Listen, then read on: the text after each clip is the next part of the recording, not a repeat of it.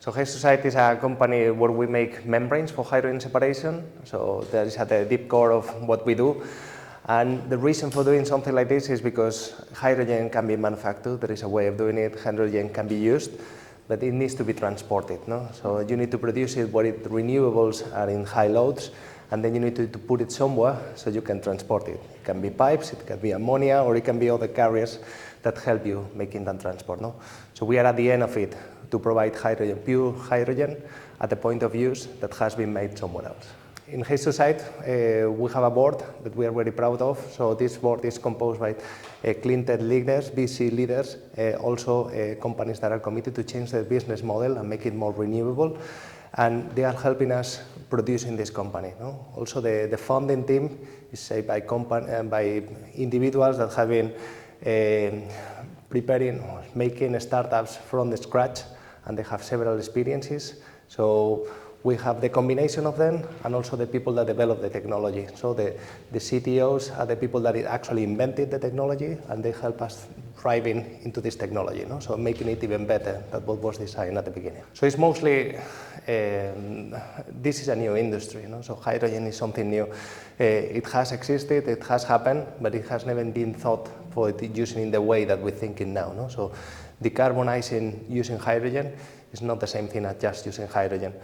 And that needs policy, and it needs investment, and that needs commitment for a long time. No? So it's not just creating one policy and forgetting about it. We need support from institutions, European Union, US, Japan, Korea, they're all making a really good job into developing that path. But they keep changing some things. No? As they learn more, they need to develop some other things, and we need to adapt to it.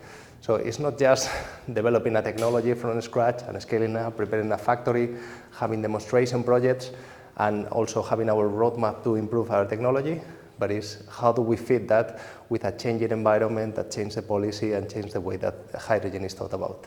So we come from research centers, so the Tecnalia Institute in northern Spain, and also the University of Eindhoven were the ones that developed this technology, and they expand that off into H2SITE. No? So we come from that. We know we are very proud of our origin, because it's something that is also helping us in creating this ecosystem that supports the development of H2SITE. So that is one part, and in 2020 we were established, and we funded the company and started building our factory.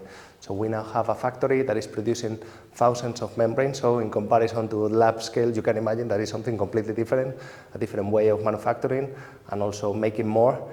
And we are proud of the partners that we have come along with. No? So ENGIE was the first one, and then Equinor and Breakthrough Energy Ventures in the Series A were people that really help us thriving and getting to the next level. And in the last round last year with Hy24, Repsol, Enagas, Mass Mutual Ventures. So they were really good partners that help us grow into creating a factory, creating a company, convincing that our business model is viable. And now we see the projects that we have in the UK, in France, and in Belgium, and all those projects demonstrate that our technology can be grown and can keep scaling up. No? So by the end of 2030, we hope to be talking about really big milestones in that. So a company like us needs to show us as much as possible. No? So it's not just what do you do. If you do behind the curtains, it doesn't really happen. No? So people need to know about it, so they believe and they trust the technology that you are developing. So the Scaling Club is something that is key for us. No? So we establish a strategy in how we're going to tackle the Scaling Club and the EIC in general. So we are using some other parts of the club as well in terms of helping us developing.